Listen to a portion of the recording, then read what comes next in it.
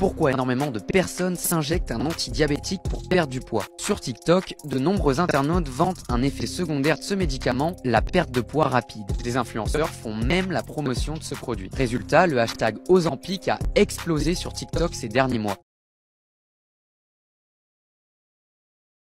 This is week 1 of my Ozempic journey. 1, 2, 3. There we go, all done.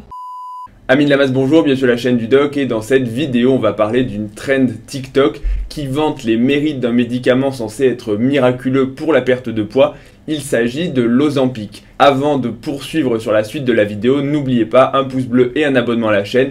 Le pouce bleu est bien plus efficace que toutes les injections que vous pouvez vous faire pour perdre du poids. C'est prouvé par la science, le pouce bleu va directement rentrer dans votre graisse et la faire fondre. On a enfin compris une partie des mécanismes qui expliquent les effets sur la perte de poids. Bref, c'est parti pour la vidéo générique.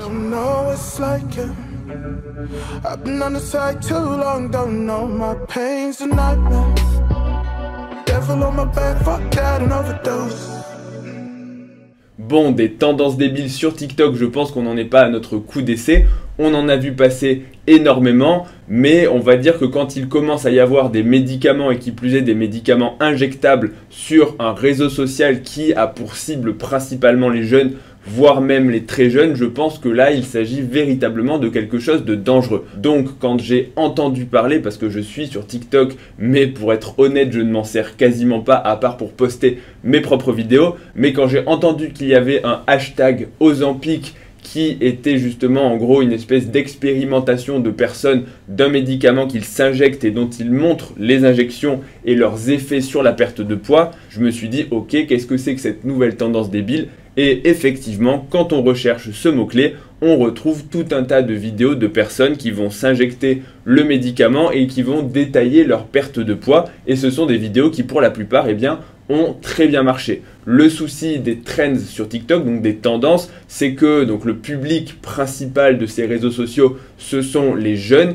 Et les jeunes vont avoir tendance à refaire ce qu'ils voient, à ne pas forcément se poser beaucoup de questions sur la dangerosité, on va dire ça comme ça, et les effets secondaires de ce qu'ils font, puisqu'ils se disent ok, si d'autres personnes l'ont fait, moi aussi je vais être cool, moi aussi je vais avoir plein de likes, plein d'abonnements. Et donc ils vont le refaire. La question et le problème ici, c'est qu'il s'agit véritablement d'un médicament avec des conséquences qui peuvent être graves. Et avant d'enchaîner sur la vidéo, je pense que peut-être toi qui regardes la vidéo, tu vas te dire ok, mais c'est quoi l'Ozempic? Et je vais te le dire tout de suite, l'Ozempic c'est un nom de marque. Le nom de la molécule, c'est le sémaglutide et c'est un médicament qui va être de la famille des agonistes du récepteur du GLP-1. Et là, tu te dis, ok, c'est quoi ce nom barbare? En gros, le GLP-1, c'est le glucagon-like peptide et c'est un peptide qui va réguler tout ce qui va être glycémie et métabolisme. Donc la glycémie, c'est le sucre dans le sang et c'est pour ça que tous les médicaments, le sémaglutide et donc l'Ozempic n'est pas le seul, mais c'est un des derniers médicaments, on va dire ça comme ça, puisqu'il est très efficace et qu'il a aussi des effets sur la perte de poids. Donc le sémaglutide est un médicament qui a été développé initialement pour réguler la glycémie et notamment traiter des personnes diabétiques. Les diabétiques, ce sont ceux qui ont leur sucre dans le sang, leur glycémie, qui est trop élevée, quand notamment leur pancréas ne sécrète pas assez d'insuline ou alors qu'ils sont devenus résistants à l'insuline. Ça veut dire que la quantité d'insuline qui circule est normale, mais les cellules ne réagissent plus très bien à l'insuline, et donc le glucose ne va plus rentrer dans ces cellules, et donc la glycémie va être élevée. Et le diabète, c'est une maladie qui est extrêmement grave, qui est relativement fréquente, et dont la fréquence va augmenter de plus en plus à cause de l'obésité, du surpoids, de l'inactivité et globalement de la malbouffe. Et c'est donc une maladie qui va tuer chaque année des millions de personnes dans le monde. Donc c'est vraiment une maladie, on rigole pas avec ça. Donc le traitement à la base, l'Ozempic, c'est un médicament qui fonctionne très bien. Et comme beaucoup de molécules, eh bien parfois on se rend compte qu'il y a des effets, je vais dire indésirables, qu'on ne soupçonnait pas au début. Et notamment dans le cas de l'Ozempic, ils se sont rendus compte que les personnes qui étaient traitées avec ça avaient tendance à perdre du poids. Et donc, eh bien, rapidement, le médicament a été détourné de son usage pour la perte de poids. Et il y a deux types de détournement. Il y a le détournement qui va être, on va dire, illégal, qui va être fait vraiment de façon non contrôlée. C'est notamment des patients, des personnes qui vont prendre des médicaments en les détournant donc de leur usage, en se disant ok, bah si certaines personnes perdent du poids avec ça, moi aussi je vais en prendre pour perdre du poids. Et on avait vu ça à l'époque, déjà avec des médicaments antidiabétiques, la metformine, l'insuline. L'insuline, typiquement, les bodybuilders vont l'utiliser de façon détournée de leur usage pour faire rentrer plus de glucose dans les muscles et donc anaboliser les muscles, si ça se dit, de façon plus importante. Donc on peut vraiment détourner des médicaments de leur usage de façon non surveillée. Et ensuite, il y a le détournement qui va être, on va dire, par la science. Quand la science se rend compte, la science, j'englobe en gros le corps médical, les scientifiques, etc. Mais en tout cas des personnes qualifiées pour la recherche, pour la formulation, la préparation et les indications des médicaments. Ils vont se rendre compte que ce médicament peut aider à faire perdre du poids et donc ils vont se dire ok, déjà on va analyser les mécanismes par lesquels on perd du poids et on va voir si ça peut marcher dans l'obésité. Mais ça on va y venir après. Pour revenir sur la tendance TikTok, on sait que sur internet, tout ce qui va parler de régime, de perte de poids, d'abdominaux, de fessiers galbés, etc. D'autant plus quand il y a un secret, une molécule véritablement miraculeuse qui va t'aider à enfin perdre du poids, forcément le potentiel de viralité, eh bien, il est énorme. Et donc, ce n'est pas étonnant qu'une telle tendance, justement, eh bien, marche de façon exponentielle avec de plus en plus de personnes qui vont partager leur expérience avec ça. Et on va revenir encore une fois un petit peu après sur le problème de cette tendance TikTok. Mais pour être allé voir moi-même eh bien, les personnes qui en parlent, il y a plusieurs choses déjà qui m'ont choqué.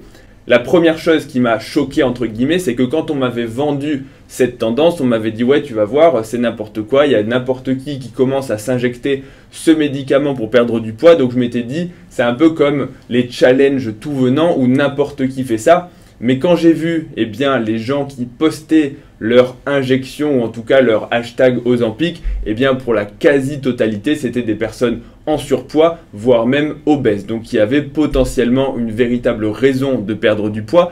Et quand on lit les commentaires, eh bien on se rend compte qu'il y a un déferlement de haine envers eux qui est vraiment impressionnant. Des personnes qui leur souhaitent d'avoir des effets indésirables, de mourir d'un cancer, de mourir d'une pancréatite, enfin bref, en gros de voler des diabétiques et de les tuer. Et donc je vais revenir un petit peu sur tous ces points. Le premier point, c'est déjà l'indication du médicament. L'indication de ce médicament actuellement en France, c'est effectivement les personnes diabétiques de type 2, donc qui ont un problème avec la régulation de l'insuline et donc des personnes qui globalement ne vont pas être suffisamment répondeuses aux traitements oraux de première intention. Et donc quand on va monter un petit peu dans les classes thérapeutiques et dans l'intensité des traitements, on peut arriver en deuxième ou troisième ligne à prescrire de l'Ozempic et donc des analogues, comme on l'a dit avant, du GLP-1. Donc ça c'est pour la France. Maintenant aux États-Unis c'est différent. L'Ozempic a non seulement une AMM, en gros une autorisation de mise sur le marché pour le diabète, mais récemment, il a également eu une autorisation de mise sur le marché pour les personnes obèses dans le traitement de la perte de poids. Les critères, en gros, c'est d'être obèse avec un retentissement de l'obésité, que ce soit sur donc, le diabète, sur la tension artérielle ou sur les problèmes de cholestérol, donc puisque ce sont en gros des problèmes métaboliques qui vont être associés à l'obésité. Et donc aux États-Unis, si vous êtes obèse avec ces critères, eh bien vous êtes éligible à un traitement par sémaglutide, donc Ozempic, pour perdre du poids. Et ça veut dire que c'est un médicament qui a été étudié par des études scientifiques pour montrer que l'effet sur la perte de poids était réel avec des effets indésirables, et je vais y revenir là aussi un petit peu après, qui étaient corrects au vu des risques de l'obésité. Et ça, ce sera le deuxième point. Y a-t-il des effets indésirables? Parce que jusque-là, eh bien, les gens, enfin, c'est ce qu'on entend très souvent, et c'est quelque part vrai, c'est que en gros, la perte de poids ne peut se faire que par une alimentation équilibrée, par une activité physique. Et encore une fois, je suis totalement d'accord et je suis le premier partisan en gros d'un mode de vie sain, de faire de l'activité, du sport, de manger correctement. Mais dans la réalité, eh bien, on se rend compte que c'est très difficile à mettre en place pour la plupart des gens. Alors, je ne vais pas commencer à rentrer dans un problème de volonté, etc., puisque l'obésité, c'est quand même quelque chose de multifactoriel. Et c'est facile, je sais, vous regardez des vidéos YouTube, vous êtes probablement, pour la plupart des gens qui me suivent, des sportifs, ou en tout cas des gens qui vont être intéressés par votre santé. Mais il faut se rappeler qu'il y a beaucoup de personnes qui ne sont pas éduquées, j'aime pas trop ce terme, mais en gros qui n'ont pas beaucoup de connaissances sur l'alimentation, sur l'activité sportive et comment structurer un programme d'entraînement. Et très souvent, on hérite également des mauvaises habitudes alimentaires. Quand on est dans une famille où toutes les personnes sont obèses, eh bien forcément, on sait que les enfants ont de très fortes chances d'être obèses, à la fois peut-être par une part de génétique et de gènes de susceptibilité à l'obésité, mais aussi par les mauvaises habitudes. Et c'est très difficile quand on a été éduqué avec des très mauvaises habitudes alimentaires de ne pas faire de sport, de manger du fast-food à beaucoup de repas et de manger des plats, des plats tout prêts qui sont déséquilibrés nutritionnellement, de réapprendre à manger correctement. Donc jusque-là, je sais que c'est un problème très complexe, mais en gros, le fait qu'il y ait un traitement pour l'obésité médicamenteux, en soi, ne me choque pas. Et je ne vais pas me dire ce sont des gens qui manquent de volonté ou autre, parce que quand on voit l'obésité et quand on voit ses ravages, et c'est notamment le deuxième point sur les effets indésirables, puisque oui, les effets indésirables de l'Ozempic sont bien réels, ils existent, c'est notamment des troubles gastro-intestinaux avec des nausées, des vomissements, des troubles digestifs, donc de la diarrhée en gros, et ce sont des effets indésirables qui sont fréquents, allant jusqu'à 20% des personnes qui prennent ces traitements. Ça veut dire qu'une personne sur 5 sous Ozempic va avoir des nausées, des vomissements, de la diarrhée, des troubles du transit, un dégoût alimentaire, et donc ça peut faire partie, et c'est expliqué dans les études, d'un des mécanismes de la perte de poids. Si vous avez tellement mal au ventre et si vous êtes tellement dégoûté de la nourriture et que ça vous fait vomir, forcément vous allez manger moins. Il y a aussi des interrogations sur le pancréas, notamment le risque de pancréatite aiguë, c'est une inflammation qui peut être très grave du pancréas, et des risques supposés, ou en tout cas qui ne sont pas complètement éliminés, de cancer, notamment de cancer de la thyroïde et de cancer du pancréas. Et donc oui, il y a des effets indésirables, mais la question c'est donc qui va prendre ce traitement. Et bien sûr que si ça avait été une tendance TikTok avec des jeunes filles de 16 ans qui étaient avec 2-3 kilos à perdre qui prenaient ce traitement, je me serais dit c'est totalement débile. Alors attention, la tendance TikTok en tant que telle, je ne la cautionne absolument pas. Maintenant, l'utilisation de médicaments chez des personnes réellement obèses, et on sait que l'obésité va tuer les gens par les complications cardiovasculaires, par l'hypertension, par le diabète, qui sont toutes des complications de l'obésité. Et on sait qu'il y a énormément de maladies associées à l'obésité. Donc l'obésité, véritablement, tue les gens. Donc s'il y a des moyens, même médicamenteux, pour les aider à perdre du poids, eh bien je suis pour, bien sûr, s'il n'y a pas d'effet indésirable. Et je vais mettre un gros bémol sur l'Ozempic, c'est que pour l'instant, ça reste des molécules relativement nouvelles. Il faut bien sûr que les études de sécurité à long terme montrent qu'il n'y a pas d'effet indésirable retardé dans le temps. Et la dernière chose, que l'industrie pharmaceutique n'ait rien caché dans les études de développement, puisque le Mediator, pour ne citer que lui, puisqu'il est très connu, pendant très longtemps il a été prescrit et c'était un coupe-faim et un médicament qui faisait perdre du poids. Et les effets indésirables, notamment au niveau des valves, au niveau de plein de problèmes cardiaques qui, pour le coup, tuaient vraiment les gens, ont été un petit peu camouflés, un petit peu, voire même beaucoup camouflés. Donc espérons que ce ne soit pas un scandale sanitaire. Donc est-ce que j'encourage tout le monde à prendre des médicaments pour perdre du poids? Absolument pas. Vous devez d'abord avoir une alimentation équilibrée, faire du sport, etc. Mais si vous êtes vraiment en obésité et entre guillemets réfractaire ou morbide, eh bien ça peut véritablement être des coups de pouce. Alors pour l'instant en France, le médicament n'a pas encore l'autorisation de mise sur le marché dans l'obésité, mais si ça suit les États-Unis, eh bien peut-être qu'on va y venir dans les années à venir. Maintenant, pour répondre aux autres commentaires, notamment à toutes les personnes dans les commentaires qui disent à ces gens-là d'aller mourir de pancréatite, de cancer, etc.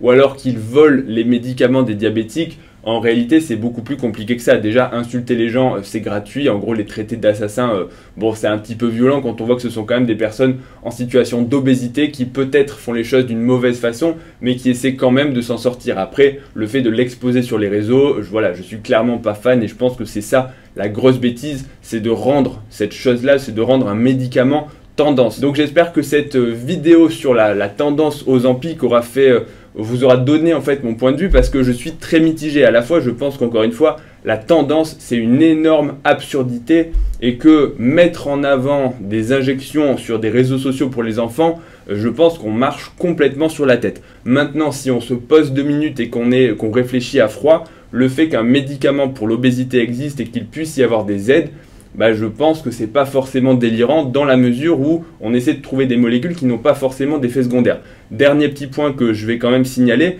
est-ce que c'est un médicament miracle pour toutes les personnes qui seraient arrivées jusque-là et qui se diraient ok, mais moi je veux perdre du poids, je veux de l'Ozempic? Ce n'est pas un médicament miracle et la plupart des personnes qui sont traitées par de l'Ozempic, lorsqu'ils l'arrêtent, vont reprendre une grande partie, voire la totalité du poids perdu. Et ça a été montré dans des études. Donc comme la plupart des régimes, on perd du poids et si on n'a pas un bon mode de vie, des bonnes habitudes alimentaires, on reprend le poids perdu puisqu'il n'y a malheureusement pas de miracle. Et si vous faites, si vous recommencez les facteurs qui vous ont rendu obèse ou en surpoids, donc une mauvaise hygiène de vie, vous allez reprendre tous les kilos perdus. Donc il n'y a pas de miracle et dans tous les cas, il vous faudra passer par de l'alimentation et du sport. Ce sont les seules façons, et de la volonté bien sûr, c'est de la seule façon pour avoir une perte de poids durable. Donc voilà pour cette petite vidéo sur l'Ozempic et sur cette tendance dévastatrice. J'espère que ça vous aura plu. Si c'est le cas, n'oubliez pas un like et un abonnement à la chaîne, ça me soutient, etc.